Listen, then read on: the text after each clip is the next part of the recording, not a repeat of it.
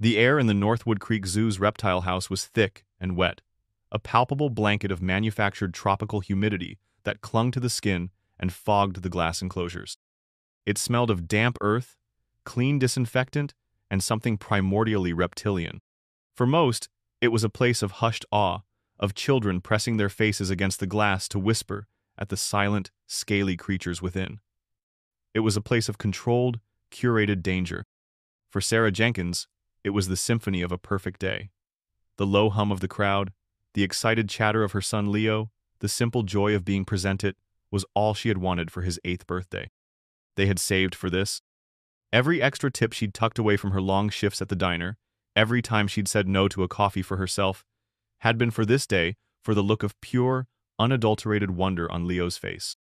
"Mom, look! That one looks like a grumpy old branch," Leo whispered, pointing at a motionless vine snake. Sarah smiled, ruffling his hair. "He sure does. A very, very still branch." Her life was a constellation of these small, perfect moments, hard-won and fiercely cherished. They were the counterweight to the late rent notices, the aging sedan that rattled on the highway, and the gnawing loneliness of single motherhood. Then, the symphony hit a discordant note. Across the way, near the grand enclosure of the Fer de Lance, a family radiated an aura of careless privilege. The father, a man in a crisp polo shirt and boat shoes, was speaking loudly into his phone about profit margins. The mother, all designer sunglasses and sculpted blonde hair, was trying to capture the perfect selfie, angling her phone this way and that, oblivious to the world. Their daughter, a small girl of about 6 in a frilly pink dress, was a blur of unsupervised energy. Maya. The enclosure was fronted by a low, polished wooden rail and a stark, unambiguous sign, "Danger. Venomous. Do not cross barrier." The snake itself, a creature of lethal beauty, lay coiled in a patch of artificial sunlight, its patterned skin a mosaic of brown and gray. It was one of the most dangerous pit vipers in the world, a fact detailed on a plaque the parents weren't reading. "Mom," Leo's voice was suddenly sharp, with the unerring righteousness of an 8-year-old who diligently follows rules. "That little girl's not supposed to be there." Sarah's head snapped up. The girl in pink, Maya, had slipped effortlessly under the barrier. She was now at the glass, her small hands flat against it, her face just inches from the motionless viper.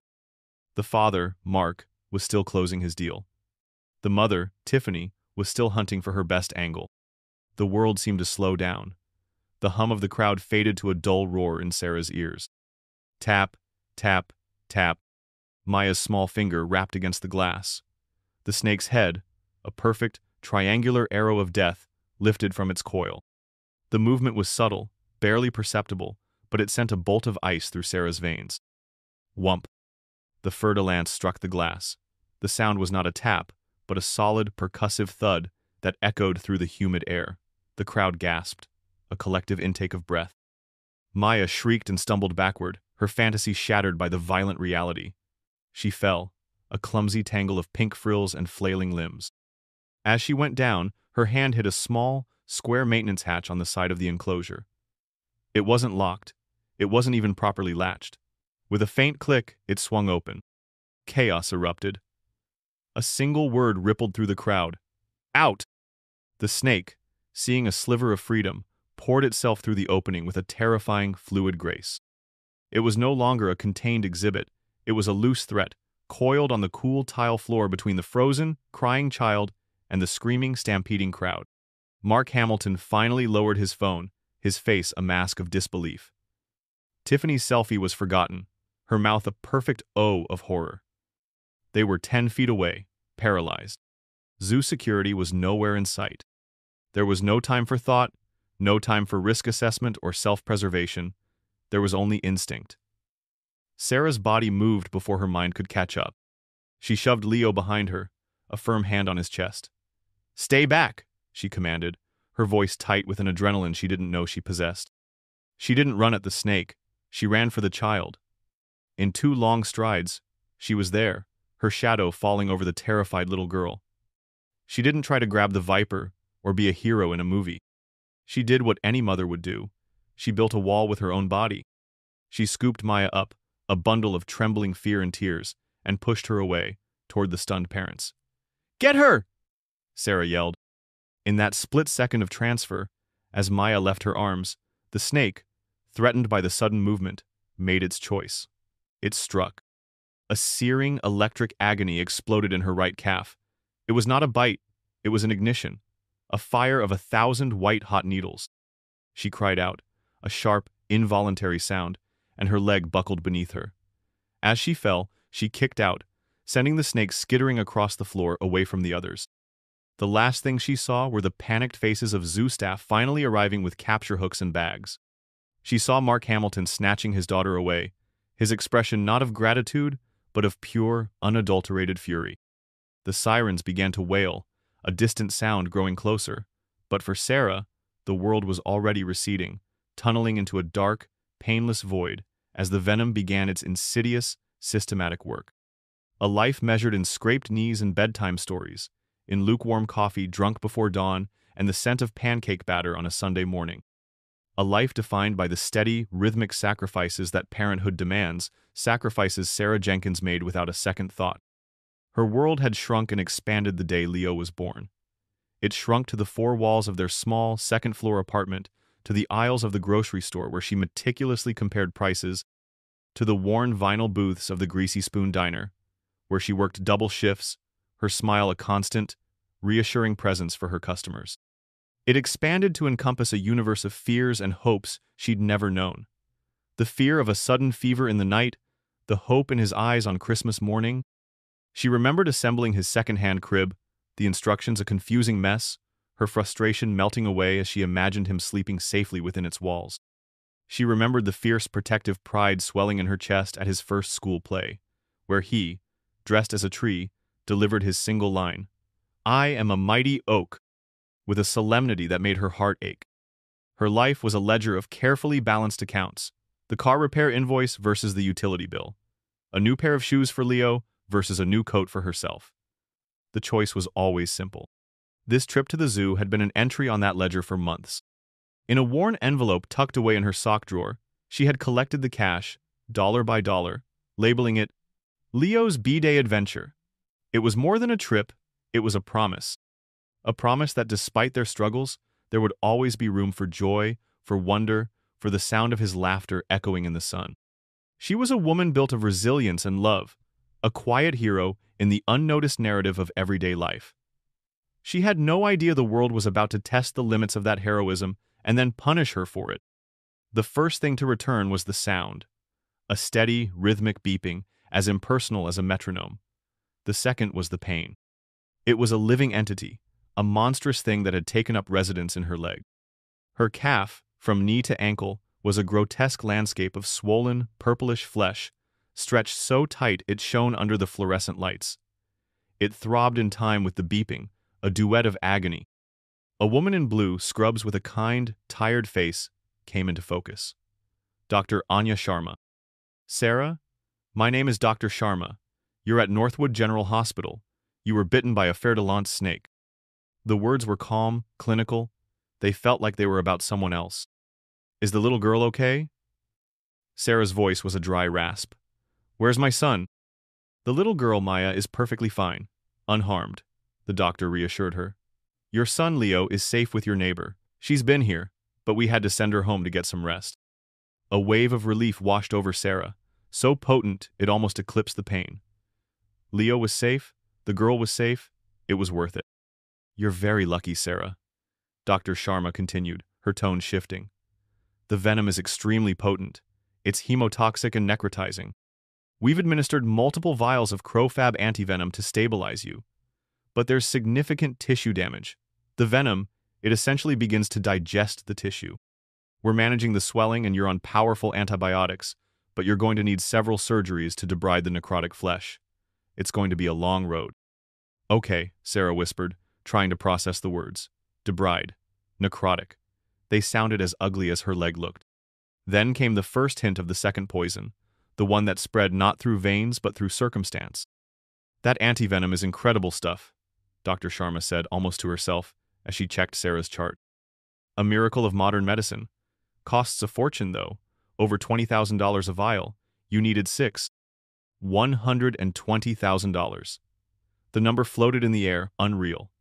It was more than she had earned in the last 3 years combined. That was just for the antidote. The first seed of a new, cold dread began to sprout in the pit of her stomach. The next visitors were not so kind. 2 police officers, a man and a woman, stood at the foot of her bed. Officer Miller, the man, held a notepad. His expression was flat, his tone purely procedural. "Ms. Jenkins, we need to take your statement about the incident at the zoo," he began without preamble. Sarah, groggy from the painkillers, tried to recount the blur of events. The girl, the open hatch, the lunge. Officer Miller's questions were like sharp little stones. "Can you explain why you crossed the safety barrier, ma'am?" "I didn't," Sarah said, confused. "The little girl did. I went to get her." He made a note. "So you're stating you did cross the barrier, but with the intention of retrieving the child?" "Yes, but only after the snake was already out." "Were you aware of the posted warning signs regarding the venomous nature of the animal?" "Yes, of course, but..." "Witnesses stated there was a lot of commotion right before the snake escaped. Were you part of the initial disturbance that agitated the animal?" The question hung in the air, thick with insinuation. He wasn't asking what happened. He was building a case, fitting her into a pre-written narrative of liability. He saw a rule breaker, not a savior. The warmth of her initial relief began to chill. The system wasn't on her side. The system was looking for someone to blame. The arrival of the Hamiltons later that afternoon snuffed out any remaining warmth. They didn't knock.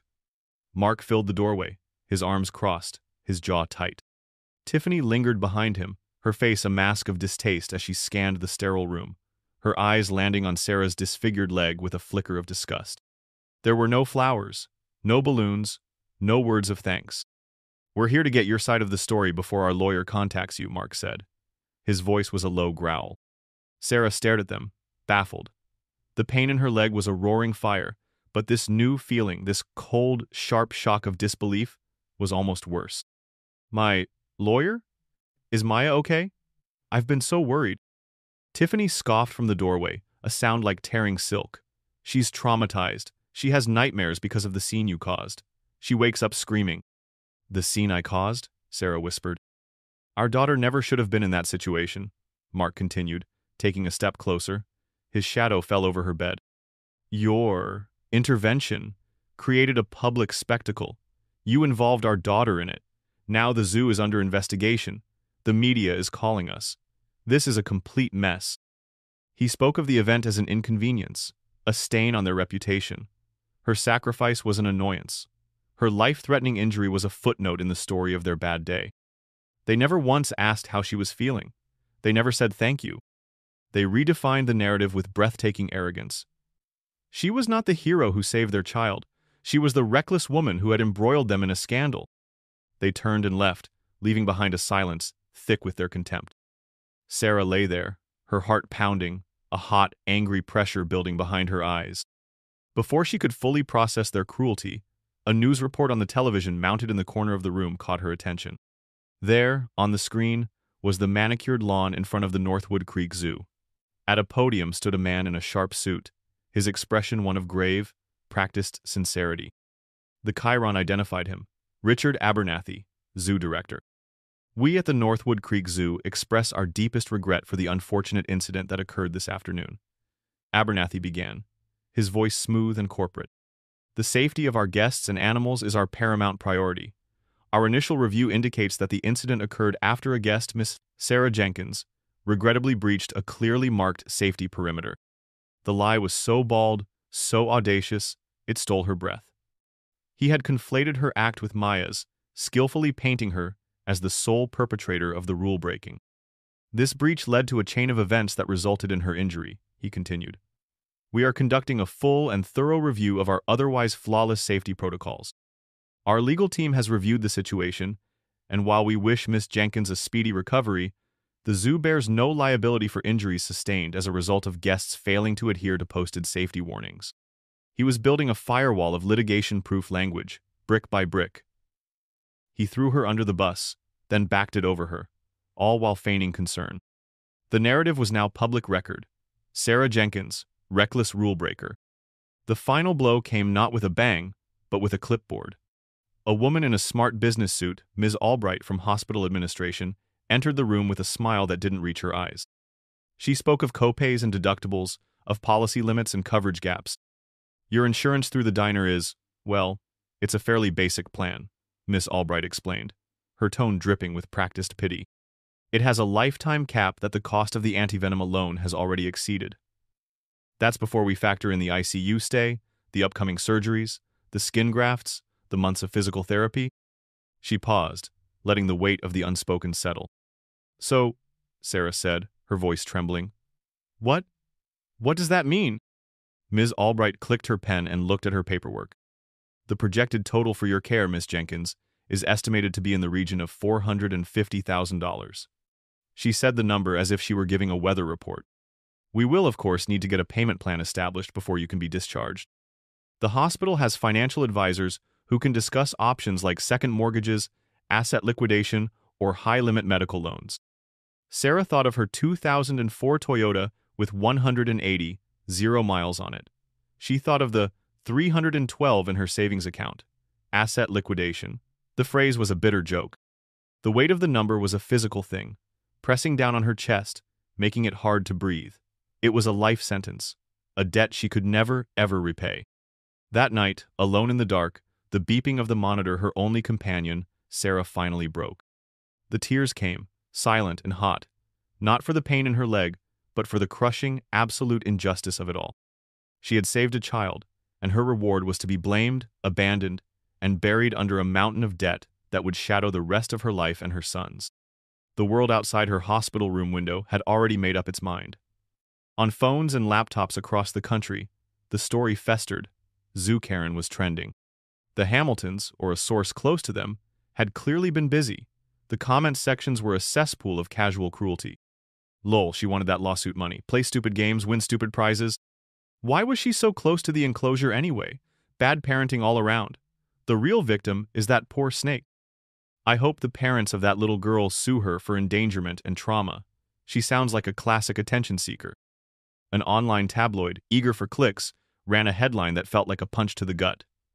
Thrill-seeking mom bypasses barriers for selfie, endangers child, gets what she deserved at zoo. She was isolated, maligned, broken. In a world that had seemed merely difficult just 24 hours ago, she was now utterly, terrifyingly alone. The rage the world should have felt on her behalf had been expertly and cruelly turned against her. Hope arrived not as a trumpet blast, but as a quiet, stubborn refusal to accept the official story. It began with a woman named Brenda. A veteran nurse with 30 years on the floor, Brenda had a face etched with the lines of long shifts and a no-nonsense demeanor that could silence a room. She came in to change Sarah's bag, her eyes catching the venomous glow of the tablet screen by Sarah's bed. With a sigh, Brenda reached over and turned it off. "Don't you read that garbage?" she said, her voice a gravelly murmur. "It's poison, just like what's in your leg. I've been a nurse for 30 years, honey. I've seen panicked families, I've seen liars, and I know a hero when I see one. You did what any good mother would do. The rest is just noise." Brenda fluffed Sarah's pillow with a surprising gentleness and checked the monitors. "You just focus on getting better. Let the world be stupid for a while. It's good at it." It was the first crack of light in a suffocating darkness, a simple affirmation of her truth. For the first time since she'd woken up, Sarah didn't feel like a liability or a fool. She felt seen. Miles away, in the bustling newsroom of the St. Louis Post-Dispatch, another person was refusing to accept the story. Alex Chen was a young journalist, hungry and armed with a healthy skepticism for slick corporate statements. He read Richard Abernathy's press release, then scanned the vicious social media commentary. It was too neat. The blame was laid too perfectly at the feet of the one person who couldn't defend herself. It smelled wrong. "It's a classic institutional play," he muttered to his editor. "Blame the victim, control the narrative. The Hamiltons are probably major zoo donors. I want to dig." His editor, a grizzled veteran, shrugged. "Give it a day. If you can find a crack, blow it open." Alex started with the basics. He drove to the Greasy Spoon Diner. The air smelled of bacon and coffee. He spoke to Sarah's boss, a weary man named Gus, who had known her for 5 years. "Sarah? Reckless?" Gus laughed, wiping the counter with a rag. "No way. That woman is the steadiest person I know. Let me tell you something. About a year ago, a customer left his wallet. Had maybe 10, 15 bucks in it. Sarah had already clocked out. She saw the address on his ID was on her way home, so she drove 20 minutes out of her way to return it to him. That's Sarah Jenkins. She doesn't do things for attention. Her coworkers told similar stories. She organized a collection for a busboy whose mother was sick. She always took the shifts no one else wanted. A picture began to form, one of quiet integrity that stood in stark contrast to the Zoo Karen caricature being painted online. Meanwhile, Nurse Brenda was stewing. The injustice gnawed at her. She called Sarah's neighbor, the one watching Leo, and told her the whole sordid story of the ungrateful parents, the zoo's betrayal, the astronomical bill. Fueled by righteous fury, they made a decision. They opened a GoFundMe page. The title was simple: Help a Hero Heal. They set a modest goal of 50, hoping to cover Sarah's rent and utilities for a few months. For the first day, it was a sad little outpost on the internet. Donations trickled in, 25 from a diner regular, 50 from another nurse. The comments section, however, was a battlefield, attracting trolls who posted links to the negative articles. "Scam alert! She did this to herself," one wrote. By the 24-hour mark, it had raised just $200. Alex Chen, however, was on a different hunt. He knew an eyewitness was the key. He spent hours scrolling through social media posts geotagged at the Northwood Creek Zoo from the day of the incident. He sifted through hundreds of photos of smiling families, sleeping pandas, and overpriced slushies. Then he found it.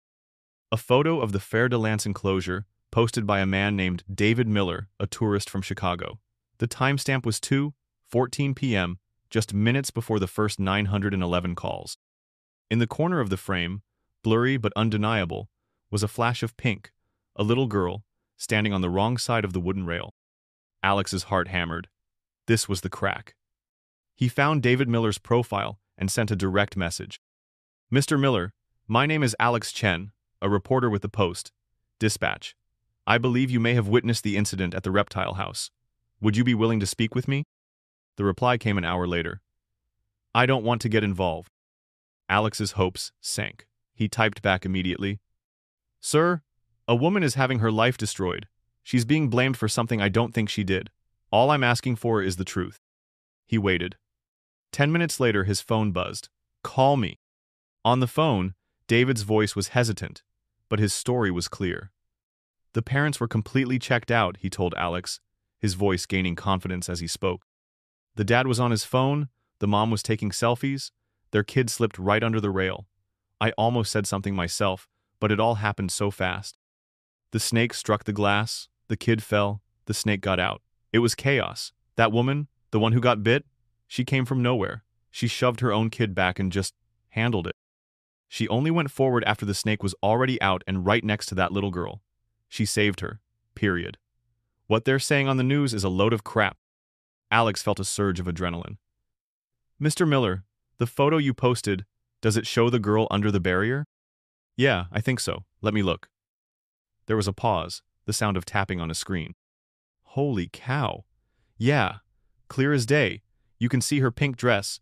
She's on the wrong side of the rail, and the snake is still in the tank. The timestamp is right there."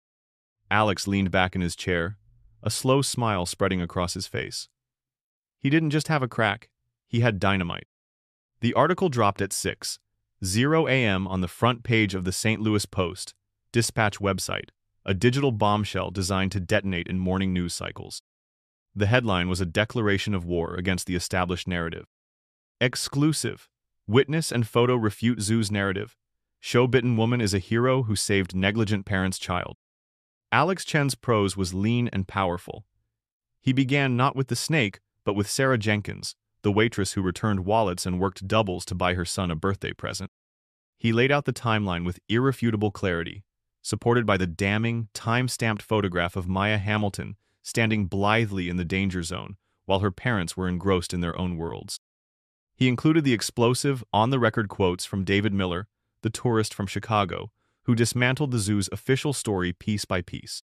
He then pivoted to the aftermath, the cold, procedural questioning by police, the stunning cruelty of the Hamiltons, the calculated, self-serving press conference by zoo director Richard Abernathy, and then the final, brutal twist, the $450 Zero medical bill that promised to ruin her life. He ended the article with a single, devastating line and a hyperlink. For her heroism, Sarah Jenkins now faces financial ruin. Her friends have started a GoFundMe page to help.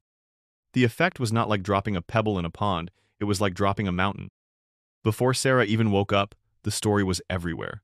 It was the top story on national news aggregators. Morning shows were scrambling to book Alex Chen. The article, and crucially the photo, went viral. The hashtag #JusticeForSarah exploded on Twitter, a furious tidal wave of public opinion that washed away the toxic sludge of Zoo Karen in a matter of hours. In her hospital room, Nurse Brenda showed Sarah the article on her phone. Sarah read it, tears streaming down her face, not of sorrow, but of profound, bone-deep relief. It was the truth. Someone had told the truth. Then Brenda opened the GoFundMe page. The number was frozen at 1-200 for a moment before the page refreshed. Arshitsi Wubai. Sarah gasped. Brenda refreshed it again. Wushaba Ling. It's a mistake, Sarah stammered. No, honey, Brenda said, her own eyes welling up. It's a reckoning. The donations poured in, a digital flood of compassion and fury. $10 from a college student. $20 from a fellow single mom who wrote, I know the struggle, you're all of us. $1,000 from an anonymous donor with the message, thank you for reminding us what decency looks like. The total climbed past 100, 0, then 250, 0. It surpassed the total of her medical debt and just kept going. The comment section, once a sewer of hate, was now a monument to her character, a testament to a public that had been lied to and was now ravenous for justice. The backlash against the zoo and the Hamiltons was swift and merciless. The zoo's Facebook page was a graveyard of one-star reviews. I will never take my family to an institution that treats a hero like a criminal, one comment read. Mark Hamilton's investment firm was deluged with so many negative Yelp reviews that it had to be temporarily taken offline.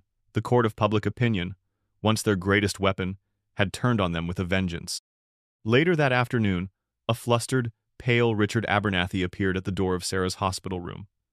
His expensive suit looked rumpled, his corporate swagger completely deflated. He was a man watching his career and his zoo's reputation burn to the ground in real time. Ms. Jenkins, he began, his voice strained.